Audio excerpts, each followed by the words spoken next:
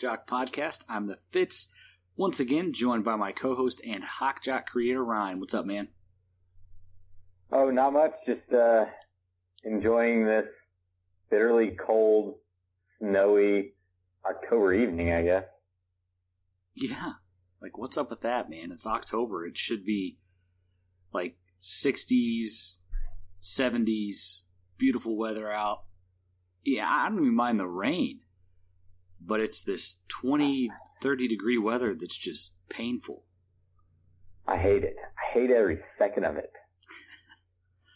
Yeah, it makes me grumpy, definitely. I'm not ready. I'm not ready for that yet. And yeah, I'm definitely. It makes me a different person whenever I look outside, and it feels like January outside. So I hate every second of it. I'm a Scrooge when it comes to whenever it gets cold out, and I don't like it. I like hot weather. I like being in shorts and a t-shirt. I hate being in jeans and stocking cap and gloves and a big coat. I just hate it. So I'm a little Scroogey right now, but maybe it sounds like it's going to warm up a little bit, and maybe this snow and rain and everything will die off by the weekend. Yeah, it's supposed to be close to 50 on Saturday, so that's pretty good. And we're at prime time of the day, so it should be around 40 to 50. So and sunny out, so that helps. But also want to apologize for JoJo. He's a little obnoxious tonight, so you're probably going to hear him making a lot of noise. He normally is pretty chill, but since it's cold out, I haven't been able to take him to the dog park. So he's all hopped up and just walking around. I had to take his bone away from him because he was crunching on it, and that wouldn't sound too good in the podcast. Yeah. Anyways, if he barks or grabs a toy and starts squeaking it, apologize in advance. He'll be okay. People love dogs, so they'll forgive him, I bet. Yeah. All right. Well, first thing, before we get into the K-State, KU rivalry and football, want to touch on something the NCAA brought up. They are allowing players they're not allowing them, they're allowing conversations and allowing a work group to be created to develop a plan for players to be able to profit off their likeness and image and all that. So it's a step in the right direction. I've heard some mixed things. I don't know all detail of what exactly is going on, but it sounds like the NCAA is basically just saying things and not really actually doing something. But Ryne, what have you heard, and what do you think about it? Like usual? Yeah, pretty much. It's a step in the right direction, I think. We've talked about it for the last year and a half that we've been doing the podcast, that something needs to happen, and it's good to see that these players that can possibly make money off their own name, which is great. That's what they're supposed to be doing. That's what they're going to do eventually, anyways. I know that the big argument is always that they get these scholarships and these stipends and things like that. But these players now, they can not, I guess not yet, but eventually, hopefully, they can be like some of these Instagram people and like these YouTube people. What was that kicker that was from Florida? I don't remember. Is that UCF? Maybe, I can't remember what college it was. That they make money off their name by having these accounts, and they can do these advertisements and things like that. That's huge for them, and that's a benefit of being a star player. And I think it's great. I think hopefully that it's going to help if they do this, and then hopefully they go back to the NBA being able to draft directly out of high school. I think those two things can really help the college game to me. And, it's going to help the college game because it's going to get rid of some of the one and dones, which obviously I like the one and dones just as much as anybody. I also dislike the one and dones just as much as anybody. But it helps the game. It helps grow the game. If somebody's good enough to go to the NBA right out of high school, I think they should be allowed to. If I'm good enough to do a job, I could go directly out of high school. I don't understand why they can't. But then, it's going to keep these programs, with players for 2 to 3 years, hopefully. And it's just going to help grow the game, and it's going to help some of these players stay maybe a little bit longer, instead of trying to go into the draft before they're really ready, but maybe they're promised some money. Maybe they're promised a lot of money and then they don't end up getting drafted. That hurts. That hurts the student athlete, which at that point, obviously, I guess they're just the athlete, they're not the student, but it'll help keep the student athletes there, at these schools. And I think it's huge. And I hope that they're not just talking. I hope that something really, really moves, but it is great to see that they are talking about it now instead of just saying, oh, that will ruin all amateurism. And if you ever listen to Jay Billis, he hates that word. And I agree with Jay Billis a lot.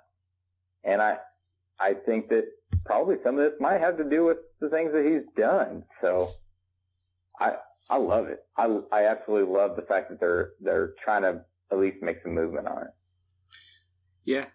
I've heard that they've already created work groups. The only difference is instead of just one work group, they're trying to create work groups within the divisions.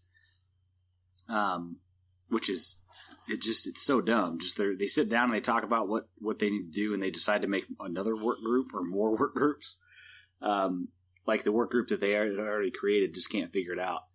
Yeah, it sounds like something we would do at my job. If it doesn't, mine too. If one meeting doesn't help, let's have more meetings to figure it out. And it's like, no, that's not that's not what you want to do. Let's add 20 more people and then have the same freaking meeting. Yeah, exactly. That'll work. Yeah, but I don't know. You know what's better than one boss? That's 5. Yeah, literally. But yeah, it'll be interesting. I don't know. I've heard. I don't know.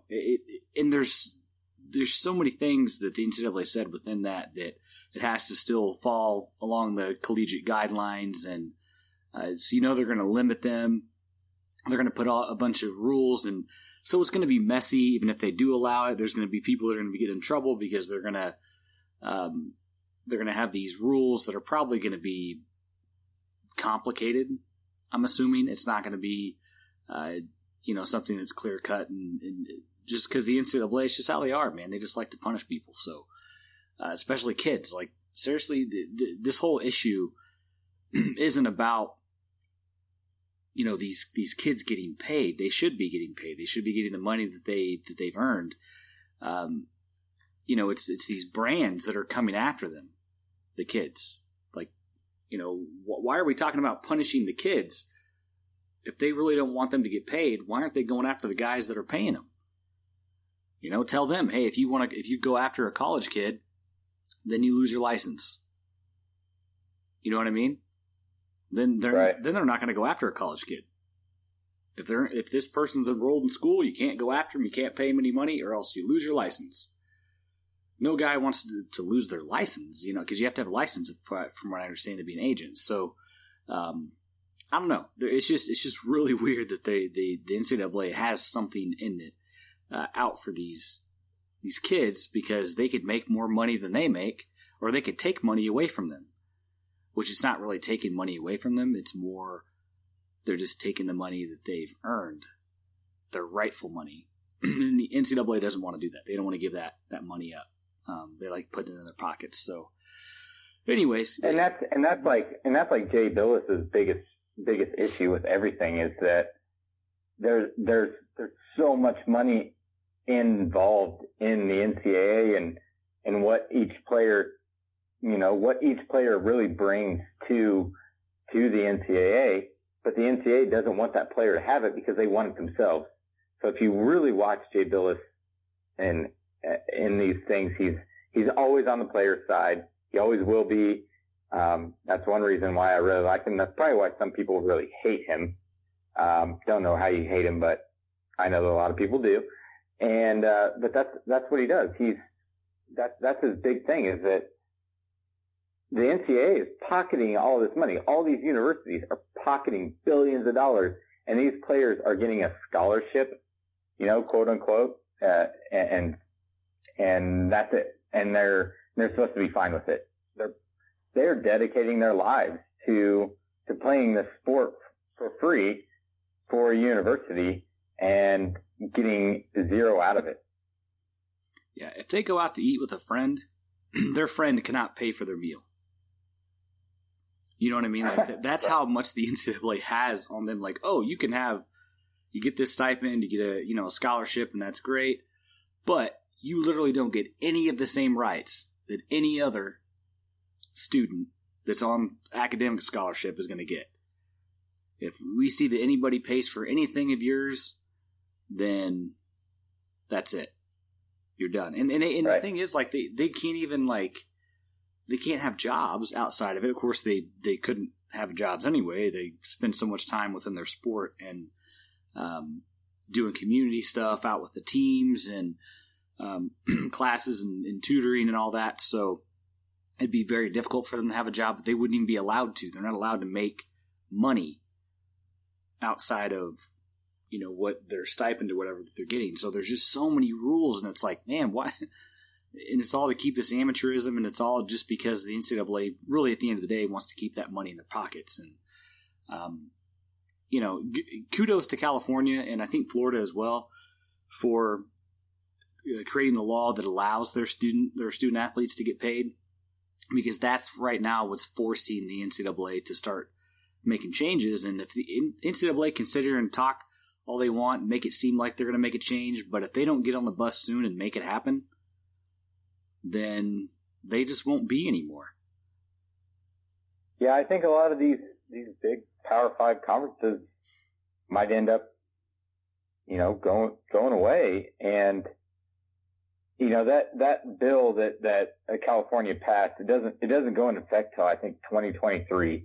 So the NCAA still does have time to make sure that all their rules and laws and everything fit into it. But if they don't, then that also gives all of these other teams in these Power 5 conferences that make billions of dollars off of these players and these quote unquote student athletes, that gives them time to do something else and to possibly go against them. Yeah. And I mean, at the end of the day, we're all a little bit selfish too. And the biggest reason we want this to happen is NCAA football, the game, EA Sports. I mean, EA Sports. Man, I'm ready. I'm ready for it. When did we talk? Was that the beginning of the year? Was that one of our first podcasts? I think you said you give up an entire paycheck for it. So absolutely, I'm still. I remember that. I'll never forget that. I'll know when it comes out, or if it gets talked about, and you say that you have no money at that point in time. I'll know what happened. I mean, I doubt it would cost a full paycheck. Of course, now the new PlayStation is probably going to end up costing a full paycheck. So I may end up forking. I'll just call my apartment complex and say, hey, I'm just letting you know in advance. I'm going to keep my communication. So I'm being a good resident, but this month I will not have rent. And when I say I won't have it this month, I'm not going to have it next month either. I'll pay next month's rent, but this month is just going to have to be a wash, man. We're going to have to figure it out. And I'll let them know. NCAA football, man, like, I think they'll understand. I'll be honest. I don't think they will, but it's worth a shot. Yeah. Yep, definitely worth a shot. You never know. Anyways, yeah. So, yeah, good for the NCAA for at least saying something. But yeah, we'll see if it actually turns out to be anything. But let's talk about the KU K-State rivalry here for football. It really hasn't. It's been tough to call it a rivalry in football and in basketball because it's been just really so lopsided the last few years. I think in basketball, we beat K-State like 8 straight times or something. Maybe not 8 straight. I don't know. They've beaten us once out of like the last 9 times that we've played them, I believe, which last year was one of them. And in football, they've pretty much had our number every year. So last couple of years, we've kept it pretty close, but it's for the most part, it's been a pretty big butt whooping. So I don't know if I call it a rivalry, but I mean it's in state, so I mean it's kind of what you get it from. But this one seems different, When you think back, what does this game coming up with all the excitement? Does it remind you of any past games, KU K-State games? It doesn't really remind me of any KU K-State games because we just have been bad for so long. It's hard to really remember back on some of those feelings of anything other than the KU MU stuff. So this one feels different because there's so much optimism around the program. I still have went back and forth on if we win or lose this game, but there's just so much optimism, with our program, with K-State's program. It feels different. It feels huge. And from what was that tweet on was that Monday maybe? That I think that might have been Jayhawk Slants that tweeted it out that it's close to a sellout. It's going to be huge, and I think both sides feel like it's going to be huge. Yeah. KU, and like you, I can't really remember one in recent memory. I know I was super excited when Todd Reesing went there the 07-08 season. And we won. It was a really close game. I think it was like 24-20 or something. We were at K-State, so it's different because that was at K-State. And that was a big deal, winning that game. But it's just been so long that we've actually been to a game and K-State's coming in town that it's had this kind of feel to it. Almost feels like a KU Missouri game. You know what I mean? Like that's the kind of feel it has to it. When Missouri came to town, it was just always that. It was intense, and that it just has that feel to it.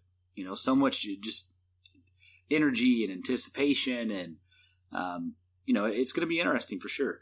But let's kind of talk about the K-State as a team this year. So they started, I think, 3-0. They were looking really good. Maybe they started 4-0. I can't remember. But they were looking really good. Offense was looking great. Defense was 3-0. Okay. 3-0. You were right first. Yeah, so defense was looking great. They looked like a scary team. Like, honestly, a team that could potentially win the Big 12 or at least go to the title game. And then they had a little bit of a lull there and then beating Oklahoma. Obviously, they went back to the way that they looked before. And that was with having all those injuries at running back. So, I don't know. What are your thoughts on this K-State team? Yeah, they started out really, really strong. They didn't, I guess really their main team that they played those first 3 games was Mississippi State. That's the only Power 5 team that they played, and they beat them. They started out 3-0, and I remember you and I were like, "Oh gosh, okay, this K-State team is not who we predicted that they would be."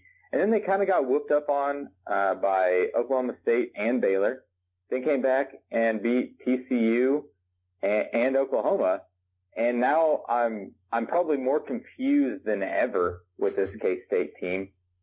I honestly, I will be honest. I wasn't as impressed with Oklahoma as I thought I was going to be whenever we played them. Jalen Hurts, I thought, was fantastic, but I feel like during that K-State game, just kind of the highlights that I saw, that they really, really made Oklahoma's secondary look as bad as kind of everybody thought they were, and that's that made a huge difference in the game. Don't necessarily agree with the onside kick call at the end of the game, but that's neither here nor there. But that I feel like that was pretty huge in that game. But yeah, K-State's kind of tricky. They got off to a little bit of a slow start against Oklahoma, kind of like we did against Texas Tech, and then came back and scored a lot of points in the last three quarters, and just that made the difference. I'm still so up in the air on what I think of this K-State game or K-State team. They don't have a lot of yards per game. They do have several points per game, but they don't have a lot of yards per game. And their defense is kind of middle of the pack. So it's going to be very, very interesting to see what teams come out in both teams, really. Yeah, I think it's going to be a high scoring game. I feel like both teams have really good offenses, and they both have suspect defenses. K-State gives up a lot of big plays. KU has a lot of big plays, especially the last couple games under Brent Dearman. So K-State's going to have to really watch for that. And with us, obviously, we've seen our defense. It's against the run. It's just not great.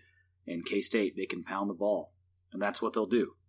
That's going to be their plan coming in. So, yeah, and I'm with you, man, on K-State. I'm just it's confusing. You don't know what team you're going to get, and that kind of it confuses you and it worries you a little bit because you're like, man, if they come in with that team that played Oklahoma, man, we could be in some big trouble.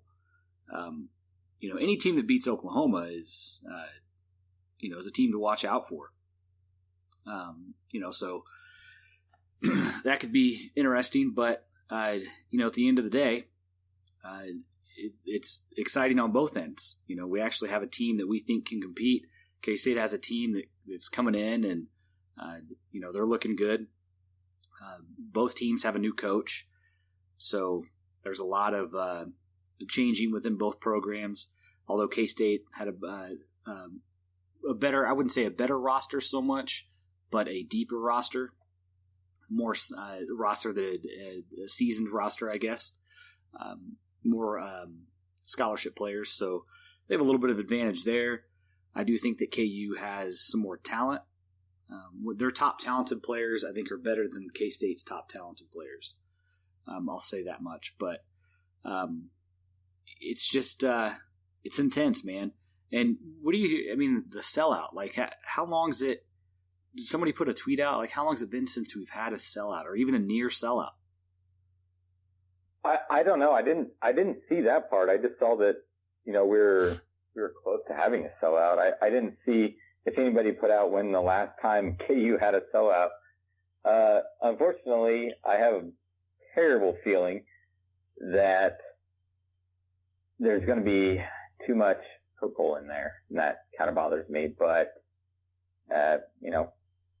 it's going to be different seeing the stadium full, that's for sure, because I was not impressed with that Texas Tech crowd. Everybody stuck around, thank goodness, but I wasn't that impressed with it. But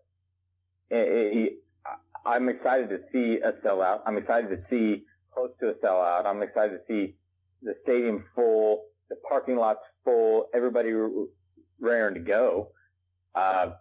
What do you think? 2009, maybe 10 was the last time we came close to a sellout? Yeah, I think Turner Gill's first year, because we were coming off Mangino, so there was still some leftover support from Mangino.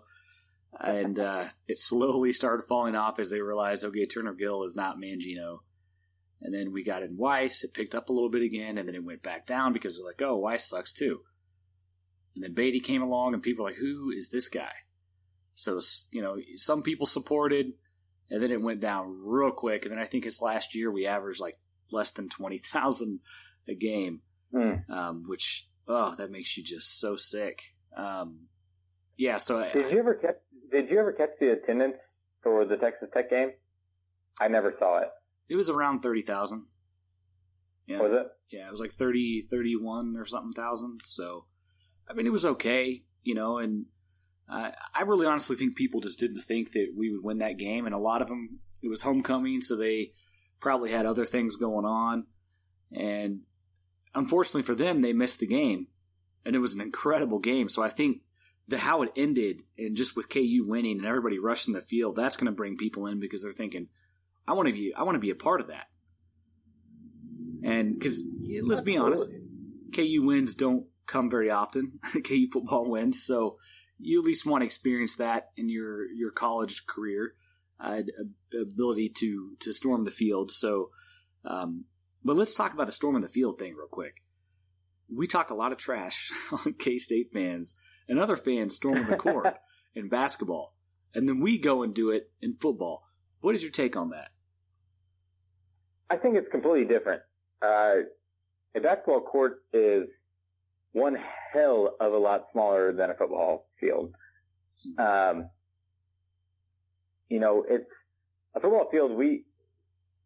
It's so large that we let everybody get out of go away. We're not. People didn't storm like the second that the kick went through. And a lot of the case they were gone. But a basketball court is so small. Whenever you storm 10,000 people on that court, that's a lot of people in that tiny little space. And I hope that we don't feel the need. If we beat K-State, I hope we don't do it again. Oh, we will. But it'll happen. And I don't say we. I know we will. Yeah, I'm not saying. I know we will. But I kind of hope we don't. I kind of hope we don't because KU got that Big 12 win. That was that storming. I feel like that storming the field was for Les Miles getting his first Big 12 win. Now we have one under our belt, and we shouldn't storm it if we win again. But on the other side, now K-State is ranked. If we beat them, you're supposed to storm the field if you beat a ranked team, and you're supposed to be a crap football team like everybody expects we are. So on that side, I'm like, yeah, let's storm the field again. Let's get 20,000 people out there. But I hate it in basketball because I can go back to your question. I hate it in basketball because it's so small. A basketball court is so tiny that, and then, like the K-State fans, they like that one stupid ass kid that went after Jamari Traylor and tried to shoulder check him, which is stupid. We never tried to do any of that stuff because we don't hate Texas Tech players. They hate our players. I don't hate K-State players. I hate K-State fans. If I'm going to shoulder check anybody, it's going to be a K-State fan, not a K-State player. But I think it's completely different. I've always thought it's completely different because of the size of the field and the size of what people are storming. But I hope that soon we get to the point where we don't feel the need to storm the field. Yeah, I agree. It might take a while for football because we're going to have to start getting used to winning in order for that to happen. But because honestly, when they storm the field, they don't know when the next win's going to be. It's been that bad the last decade. So people want to do it because they don't know. Obviously, they're not going to do it against an FCS opponent or, a low end. Like if we would have beat Coastal Carolina, people wouldn't have stormed the field then. But Big 12 games are a big deal. Or if we have like Boston College coming to town and they're a good team again, and we beat them, then maybe I could see that next year. But had Kansas been 6-2 this year, then I don't know. Maybe they don't storm the field because they would have already beaten West Virginia at that time. They would have went to Texas and beat Texas. And then if we beat Texas Tech, I don't know if we necessarily storm the field the Texas Tech game. So, right, yeah. I agree. I do agree. I think that if we would have went 3-0 in non-con, and even if we would have beat West Virginia, we would have been sitting at 4 wins. I don't know if we necessarily would have, and then even still lost everything up until this win against Texas Tech to make it 5. I still, at that point, I don't know if we would have stormed the field. Yeah, it was just that Big 12 win, I think, is what we really needed to get because we were so close against West Virginia, so close against Texas, and we finally get over the hump. Against Texas Tech. So I think it was really that energy, that was just kind of building up. It's like you got a bottle of Coke and you're just sitting there shaking it, and you're just getting close, but it's just not enough. And then it finally just gets so compact that the top busts off, and then it just goes crazy. And I think that's what it was, just a bunch of pent up energy. And finally, we got to celebrate a Big 12 win, one with the coach. What if we would have been winning by 21 the whole game? Do you think we would have still done it? Good question. It wouldn't have been a last-second kick? I think that probably plays a big part in it, too. Close games. I think if it's a close game, I think that energy builds up, and it's how it ended, too. I mean, you think about it, man. That's a once-in-a-lifetime type of ending. Dude kicks a field goal, gets blocked, the other team recovers it, they try to return it. He fumbles it. They say he pitched it. No. I've watched it plenty of times. It looked like he was thinking about pitching it, but number 76 definitely came up, knocked the ball out of his hands. The ball wasn't out of his hands. It got knocked out of his hands. And then our guy, the snapper of all people, the long snapper, recovers the fumble. Mm-hmm. We get to go out, kick it again with 2 seconds left, and nail it. And it's just like, that just doesn't happen, man. And I think you're right. I think that had a big part in storming the field. Had we been up big, I don't know. I think people still would have stormed the field, but I don't think it would have been as crazy as it was. Yeah. I mean, I like I said, I don't know. So I was genuinely asking that question. Yeah. It's hard to tell. Yeah, it would have been interesting. I think we should have won that game by a couple touchdowns, in my opinion, anyways. But yeah, I think that just that whole ending, and we just don't get that often. And like you said, we don't know when we're so used to not knowing when that next win is going to come. We have to celebrate our asses off every single win that we get. Yeah. And the big thing with me with this Texas Tech win, the same thing as I kind of felt during that Boston College win. We didn't win because they gave us the game. We won because we won the game. If Texas Tech wouldn't have fumbled after they blocked that field goal, it was still a tie game, and we still would have had an opportunity to win. It's not like they were up by 1 and that's what decided the game. That wasn't it. Like what probably would have happened in the past if that we would have been down by like 2 if the kick would have been blocked, then the game was over. But and we would have somehow won because the other team lost the game. I don't feel like Texas Tech really lost that game. And just like Boston College didn't lose that game, we went out and won that game. We had, how many was it? 500 and what? I'm trying to look here real quick. How many yards total? 527 yards in offense. That is insane. And that proves to me that we didn't win the game because the other team lost it. We won the game because we went out there and we won it ourselves. And that is a huge turning point in this Kansas team. And it's a huge turning point in this Kansas coaching staff. We can go, that's why I have so much more confidence in possibly winning this K-State game, is because I feel like we can go out there and win it. We don't have to wait for K-State to try to lose the game by throwing 6 interceptions. I feel like we can go out there and we can score 40-some points on this team and win the freaking ball game. And that's why there's so much optimism in this Kansas team right now. Yeah. I agree. It's more exciting. It's more exciting when you have offense. I mean, that's the thing with the teams in the past, is our offense was so bad.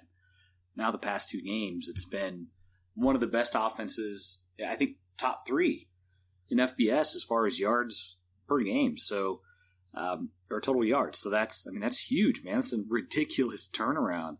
And we expected improvement, but we didn't expect. I think in our podcast, when Dearman, before his first game, we said a little over 400 yards per game, and it would have been an improvement. Well, he's made us look like idiots, because he's put on over 500. So it's crazy, man. Yeah. And that in two games, I tweeted this. In 2 games, he has moved our season average 48 yards a game. That's insane in 2 games. Yeah, that's pretty insane, man. Yeah, that's right. Yeah, and that makes a difference. And you're right about the Texas Tech game. I mean, we were down 17-0. It was looking pretty grim at that point. We're both thinking, well, this could end up being a blowout. It took him a while to get in rhythm. And then Bryce Tornaden, he was out of the game early. That's a killer on defense. And for Kansas to fight through that and to still find a way to win that game and to get their offense going. When they started getting their offense going, Tech couldn't stop us. And Tech, they don't have a bad defense. They have a pretty good defense for Big 12 standards. So it was impressive for us to keep going. And and even those third down and longs, you're thinking, man, this is it, 3rd and 20, and then they get a touchdown or another big play. It's like, my goodness, man, like, how does this happen? So, yeah, they fought, man. They didn't give up. That last drive to me was probably the most impressive drive of all of them, because we didn't do a whole lot. It was just nickel and dime, getting little chunks of yards, converting third downs, and doing what we had to do. And that one play by Dalen Charlotte where he had the pass and he had to go like an extra yard, crawl the extra yard to get the first down. And he did. And that just shows the toughness of this team and that they earned this win. They went out and got it instead of having it being given to them. So they're tired of losing, like we saw in that Texas game miles to go. They're tired of losing. They're done with it. They want to win. And Stephon Robinson and Andrew Parchment, their longs. I'm just looking at this. I hadn't even looked at this yet. I looked at every other stat that they had from the Texas Tech game. Robinson's long was 65 yards and Parchment was 70 yards. That's their long. That's insane. And I think they both came off of 3rd and long. Did they not? If I remember correctly, one of them did. I know, but I can't remember if both of them, their longs came off of a 3rd down. Didn't KU like a while ago have like a stat that was like a wide receiver hadn't caught a touchdown in like so many games, and it was like a ridiculous amount of games. Right. It was just like, it was so bad because we're like, dude, we can't even get a wide receiver to get a touchdown. And now we have Stephon Robinson has 6 in the last like 2 or 3 games. I mean, it's unreal, dude. Right. Yeah. We have 2 wide receivers that have 6. That's crazy. Yeah. That's absolutely crazy. Parchment and Robinson both have 6 on the season. Yes, Robinson's they're all from the last 2 or 3 weeks. But still, that's 12 touchdowns from 2 wide receivers. I don't even want to go back to last year and look at how many touchdowns we had from wide receivers, but it's probably about that total. Yeah. I mean, it couldn't have been great. That's for sure. But it's exciting, and that's what brings these people to the games. It's this offense. We've had a pretty decent defense in the past, but when you don't have an offense to help that defense out or match it, then it's just hard for people to watch the game. It's just not fun. This offense is fun to watch. They have so many different formations. They spread people out. They can spread the defense out. They can put on a couple tight ends. They can throw some fullbacks in there. They can do shotgun, pistol. They can do a regular like I formation. They'll huddle. Sometimes they won't huddle. They'll go quick. There's just so many aspects of the offense. It's really difficult to pinpoint what they're going to do, and I think that's what Britt Dearman brings with the RPO offense. It's not just one set. He's not always going to spread you out. He will bring you in tight, and then he'll spread you out to where your defense is just sitting there, just trying to, figure out what's going on, and you don't have the right personnel in, and then he burns you. So, and with Tech, we tried to run it there towards the beginning of the game, and it just, he kept pounding, and it wasn't working, and then all of a sudden we get these big plays, and it's because we dragged their defense in. But that's what's fun about this offense is there's just so many aspects to it. But let's talk. Didn't Carter Stanley say that one reason why he was so upset right now, which he's upset but happy at the same time. But one reason why he's so upset is that there's only 25% of the offense in. Yeah. Isn't that the number that I heard, or am I making it up? No, it's definitely 20. Yeah, they said about 25% of his playbook is in, and which That's is insane. Absolutely terrifying for other Big 12 defenses right now. And I just don't know how he gets much better. How do you get much better than putting up 48 on Texas and putting up over 500 yards? How do you get much better than having 527 yards in offense? We don't know how it gets much better than that because we're not used to it. Oklahoma, obviously, they could do better, but look at the players they have on their team. They have 54 and 5-star players. So, yeah, I don't know, man. It'll be fun if we can keep him around. The dude's going to get some calls after this year. He's probably already gotten calls, but after this year, he's definitely going to be getting some calls. So hopefully, we can get him signed to something that just basically says you ain't leaving. Right. Yeah. And I didn't even think about this until we were just talking about how many yards and things like that. But I bet, 450 of those yards were in the last 3 quarters. Yeah, absolutely. Yeah, because we weren't doing much at the beginning. Maybe there. More. It was looking rough. Yeah, I remember looking up. More. Yeah. I mean, I bet probably more because after halftime we came out and we really started. I think because we had 14 points at the half, and we ended up with 37. Is that right? Yeah. Yeah, 37. So it was 37-34. Yeah. So, So I mean, so I can't do math right now for some reason. 20 was that 23? Yeah, 23 more points. So 3 touchdown, missed extra point and a field goal. Yeah. Okay. I'm sorry. I do math all day, so my brain just doesn't do well. When I actually care about doing math, it doesn't do well.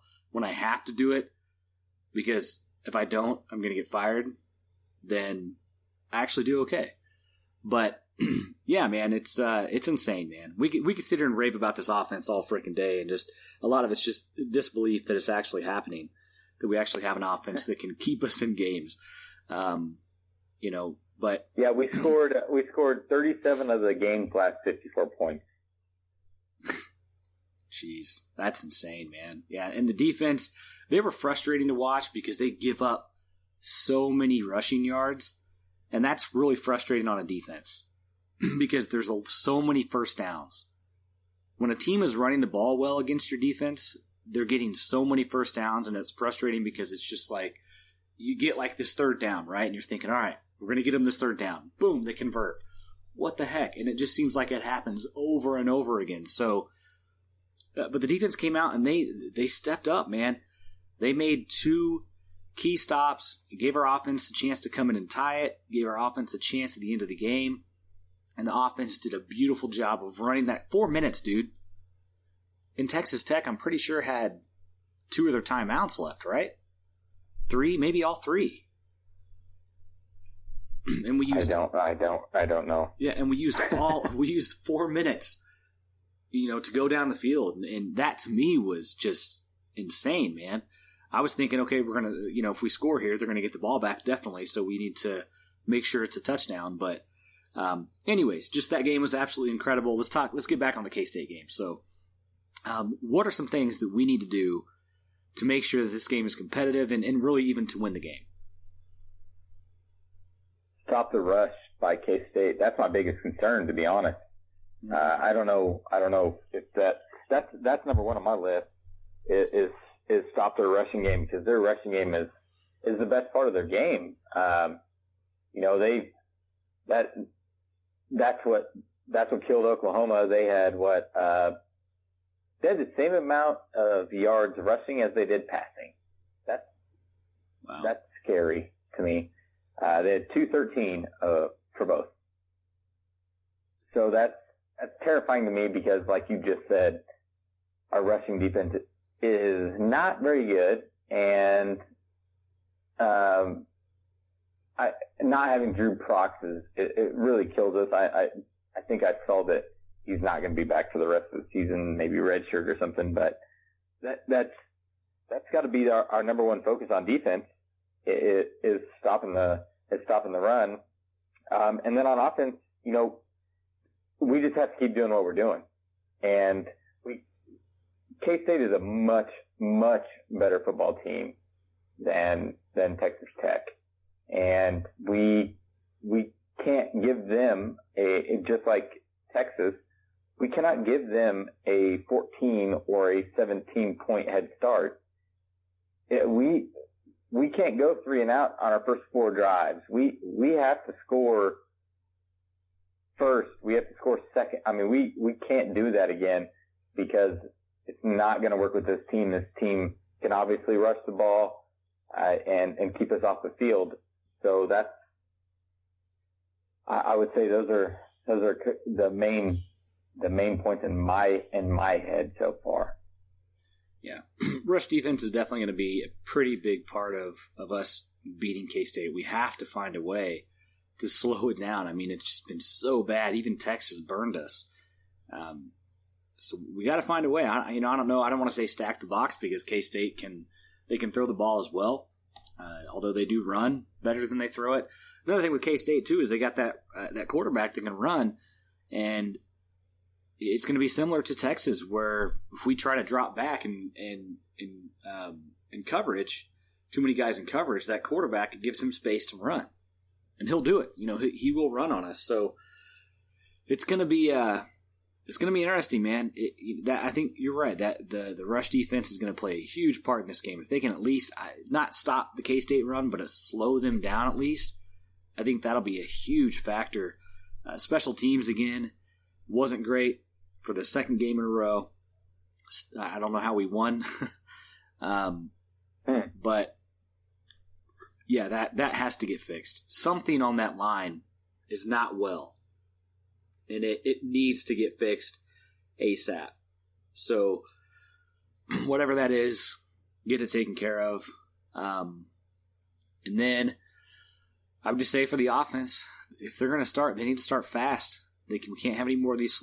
Granted, it was great to see our offense step up in the end, and obviously the ending numbers were fantastic. But we have to start early. I feel like if we could get up like 14-0, that would be huge for us. That would give us so much confidence, and I think we could keep that lead the entire game.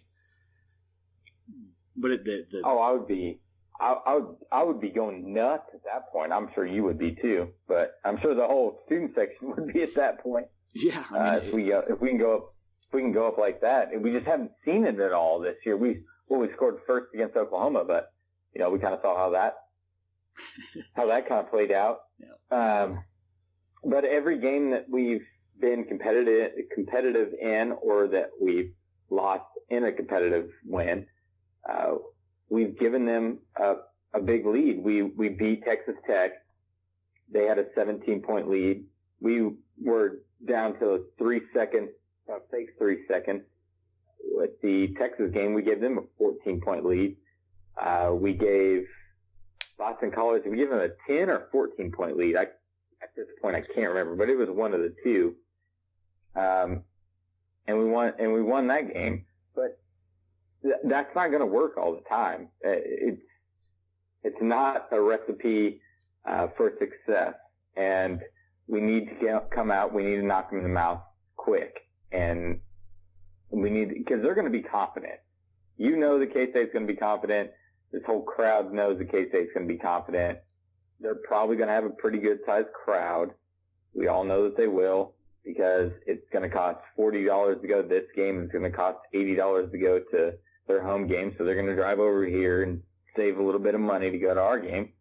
And we need to knock them out quick, and we need to score 14 points in the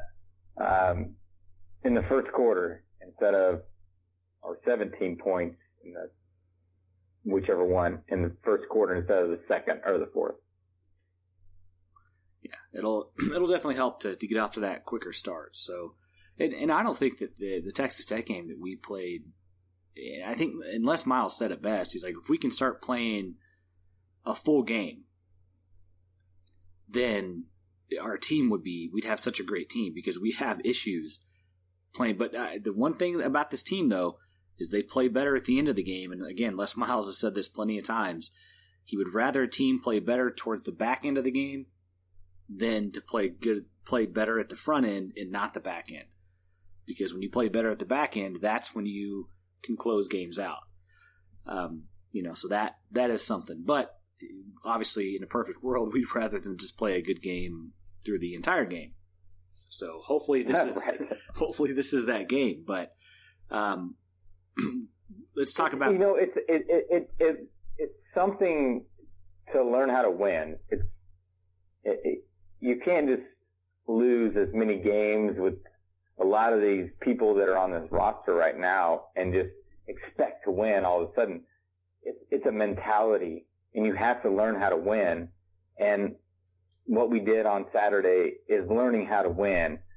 And no matter, you could have a better talented team, all of this, but if you don't mentally know how to win, you're not going to win.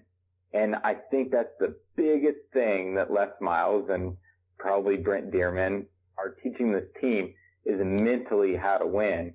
And if you learn how to mentally win, you're going to win on physically, and you're going to win on the football field, just like we did on Saturday. Yeah. Let's talk about predictions. So we're kind of getting to that point. Yeah. So this is a tough one. I think my last prediction on our podcast, I had us losing and we won.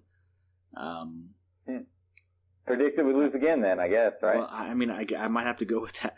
But I'm going to shoot it to you first. What do you think, man? What do you think is going to happen? I think this is going to be a classic Big 12 showdown. Not going to be a lot of defense. I think both teams are going to be up there towards your 500-yard mark. I think that we get the third game in a row with over 500 yards, and I think we win 46-42. Wow. 46, that's kind of a weird score. You thinking some... I think some weird stuff's going to happen. Yeah, absolutely. Right. It's KU and K-State. We're not used to winning. It's going to be a weird score. It's going to be weird. There's going to be some crap that happens. So that's what I'm going with, I guess. It's Les Miles coaching, too. When he coaches, weird things always happen. Hey, he's called the Mad Hatter for a reason, right? Yeah, absolutely. K-State is a great team. They have a great coaching staff. They had a 1-up or maybe 10-up on KU because they had a fuller roster of guys that have played, more experience at key positions, offensive line, defensive line, which next year that won't be the case. They'll be losing a lot of those guys, but this year it obviously has shown that it helps. The run game is strong. Our run defense is not strong. And they do have a pretty decent defense. They give up big plays, but for the most part, they have a pretty good defense. I think it's going to be tough, man. I think it's going to be tough. They're going to be confident coming in after beating Oklahoma. There's one or two K-States they're going to come in. It's going to be the team that's confident coming off of beating Oklahoma. They're going to have that swagger. They're going to continue on with that play. Or it's going to be a team that is hung over from the Oklahoma game. And that was basically the win of the century for them. And they're not going to be focused.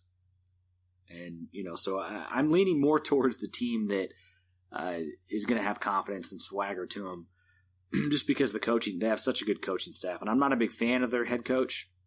He just kind of acts a little douchey, but he's a good coach. There's no doubt. He's a coach. He's done a great job with K-State. So, I do have us being in a dogfight, but I do think late K-State does separate a little bit. But I do have us losing 48-34, unfortunately. So our defense, I don't know, man. They're going to have to do a lot of things in order for this game to give us a chance for this game. I don't think Dearman, this isn't going to be all on Dearman. I think we'll still get the 500 yards total offense, but there's just not going to be enough. Defense isn't. I'm not sure if they can do enough to give us that opportunity to win. So. Hopefully you're right. Well, that was depressing. Yeah, well, it's not. Here's the thing, though. Here's the thing. Like, it's going in the right direction. So, I mean, yeah, you could look at that and say, okay, that's depressing. KU losing by a couple touchdowns, but the thing is, like, look at the excitement. You have to look at the positives in this thing. The chance that we beat K-State. It's not really that great. I mean, they're a good team. This is a ranked team we're playing. So, I mean, it's tough, man. It's going to be tough. We still have a lot of things we're working on. Dearman came in. Things are going great. But, we still changed our offensive coordinator, halfway through the season. This is going to be his third game. So there's still a lot of things, man. We have some injuries as well. Khalil Herbert left. That was a huge loss for us. We're still coping from that. Our defense, our linebacker, Drew Prox is hurt. That was probably one of the positions that we couldn't afford to have an injury, and our best defensive player. He had been playing the best, in my opinion, through the year. And he goes down, and I think he's, like you said, he's out for the year. So, I mean, there's just a lot of things that it's just going to take a lot, I think, for us to get over the K-State hump. Winning a Big 12 game is one thing, but like K-State is a whole different monster to attack. And Bill Snyder left that team a lot better than what K-State fans will say. Oh yeah, 100%. They think that they all think that he left them this pile of garbage, but their coaching staff is good. Their head coach is good. I don't like him. I think he, like you said, I think he's kind of douchey. But I will always, it doesn't matter really who it is. I like Bill Snyder because it's hard not to respect Bill Snyder. Oh yeah, but gotta love the guy. Probably anybody else that ever comes in there, I'm going to hate him. And I'm going to call him a giant douche. But it will be tough. But even at that score you gave, even if we lose, that's still a step in the right direction. We're not scoring 14 points. I think you said 34, right? Or 35, one of the two. Yeah. That's still such a step in the right direction. And I hope that no matter if we win or lose this game, people realize that it is, that if we score points and that if we're competitive again in this game, that it is massive for the Kansas football brand. And it's going to only get better. Yeah, absolutely.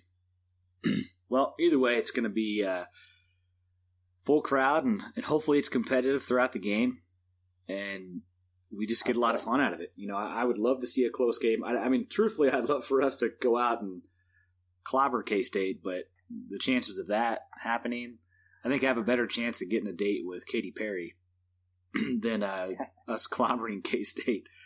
But if we do clobber K-State, I will definitely give Katy Perry a call. That's for sure.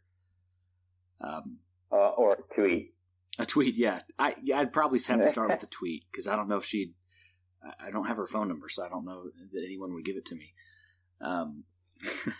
But yeah, either way, man, we're just looking for a fun game, a fun competitive game, a game that we're in most of the game or pretty much all the game, and then maybe at the very end, either we win or we don't, but at least it's to the very end and we have a chance at winning the game at the end. I think that would be a fun thing. So, but let's talk about the tailgate. Absolutely. So this is going to be our biggest one of the year. Is that right?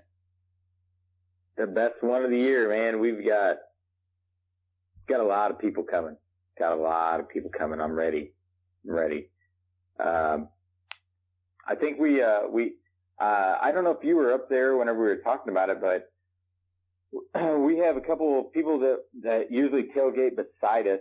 I think we're gonna all conjoin our tailgates together. In case it is a little bit cold, there are going to be some sides on the tents, because we have one now, which moving on up in this world, and then we have a heater now, which is huge, and I think we're going to join some tents together.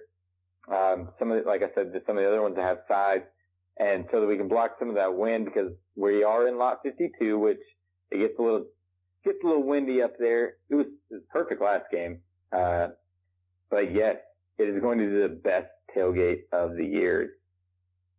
I think we're upwards of 30 people right now. I'm pretty excited. Yeah, it's going to be crazy, man. Yeah, but I'm excited. I'm not excited for the cold. I can't wait. Yeah, it'll be fun. But like I said, I'm not excited for the cold. I'm not a big fan of the cold. I'm kind of a wuss. But I did buy a new a new jacket and stocking cap so I can be prepared just for this game, pretty much. But yeah, we'll see how that works out. I think I might get some long johns too. I don't know. We'll see. I will 100% be wearing my long johns this game. Well, then, I will be wearing those, and I'll be ready to go, because I think we're going to get out there at around 8 o'clock, 7:30, 8 o'clock. And like I said, there are a lot of us. We will have some food. I will have a cooler full of drinks for anybody. I think there's a lot of Truly in there, which is disgusting, but that's okay. You are welcome to drink it.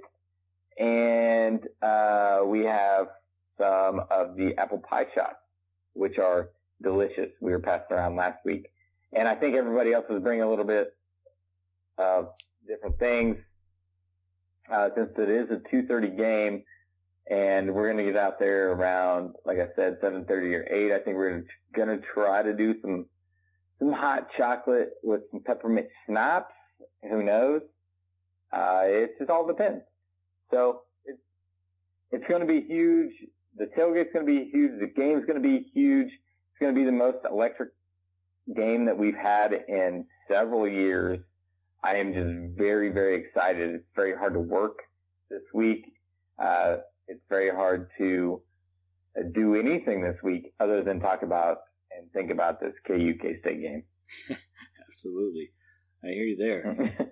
But yeah, if you guys get a chance, definitely come on by the tailgate and meet us, and just come by and see how ugly we are. We're pretty ugly, so. Exactly. Yeah, come see our dumbass faces. I mean, we look pretty stupid, so come see us. You're just speaking for yourself on that one. Yeah, kind of. Yeah, come by. We have had some couple people that come by, so it's a lot of fun. I do have some updated Cotter Stanley stats, though, if you'd like to hear them before the podcast is over. Yeah, go ahead. We're getting there towards the end. Go ahead and spit them out. Yeah, exactly. Some positive news to end the podcast. So, like I pointed out on Twitter, if you listen on Twitter, or if you pay attention to anything that I say on Twitter, you probably don't. But Cotter Stanley is now moved into 6th in career passing yards for KU.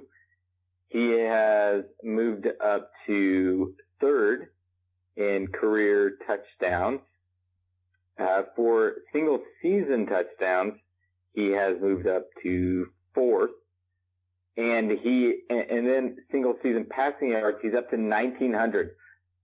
5th. We might have our first 2,000-yard rusher passer since 2009. That's 10 years.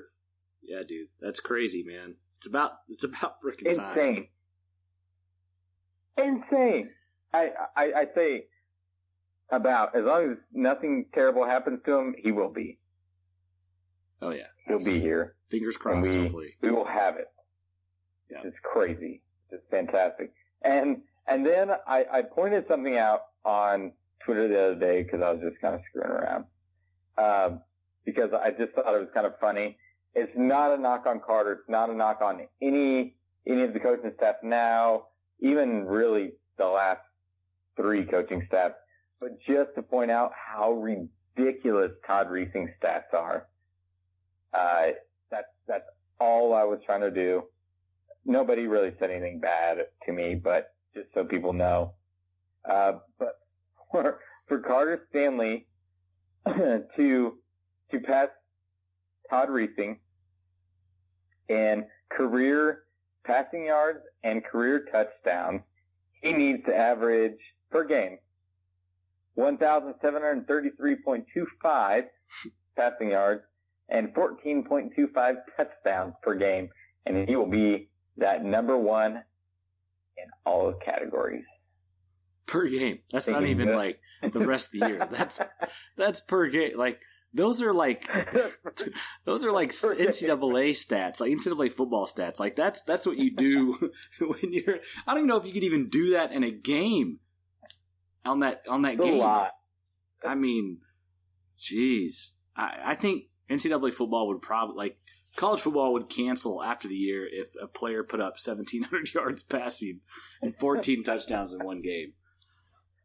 Yeah, I think so. But that was not a knock on Carter. That was just, that just blows my mind that our number 2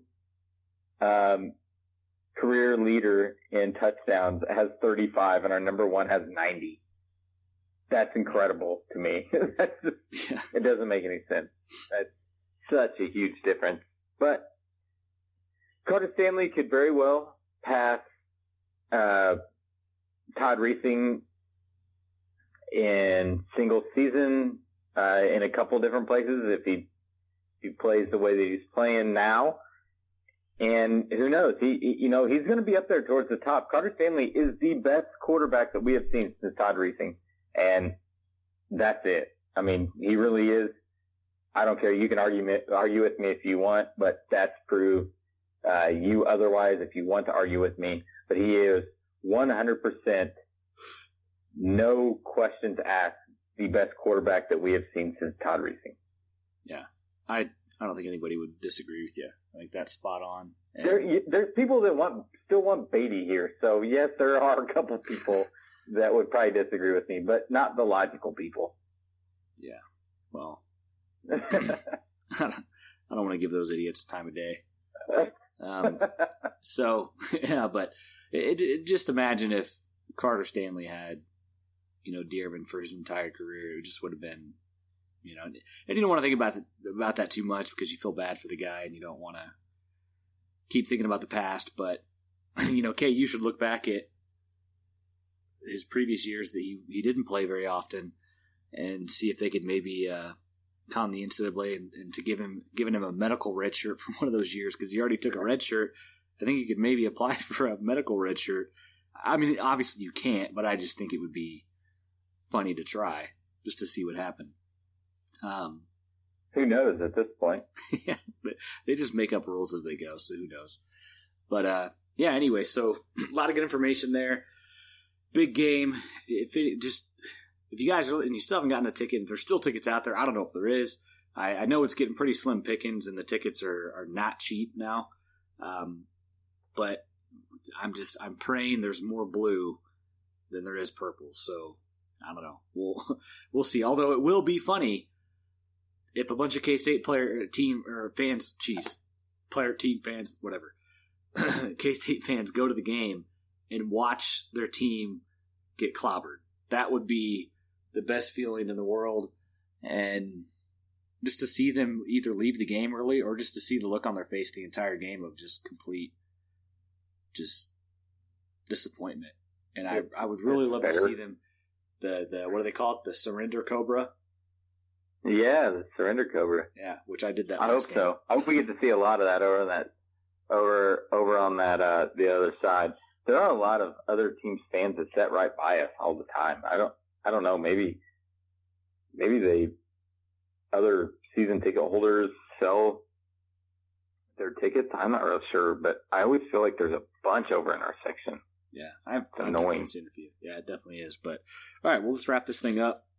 So, you can follow me again if you're not following me already on Twitter at TheFitsKU. Ryne, where can they follow you at?